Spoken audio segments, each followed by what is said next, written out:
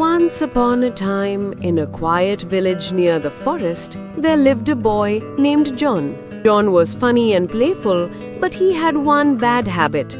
He loved to lie. One day, John was watching his sheep on a hill. He got bored and thought of a prank.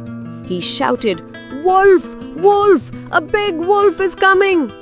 The villagers ran with sticks and shouted, "Where's the wolf?" John laughed and said, "There is no wolf. I was just joking." Everyone got angry and went back to work. The next day, John did it again. "Wolf! Help! The wolf is here!"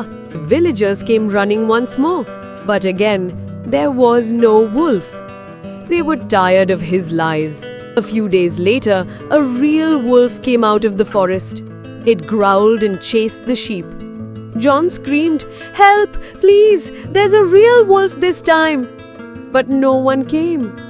Everyone thought he was lying again. The wolf scared the sheep away, and John sat down and cried. He said, "If only I had told the truth, they would have believed me."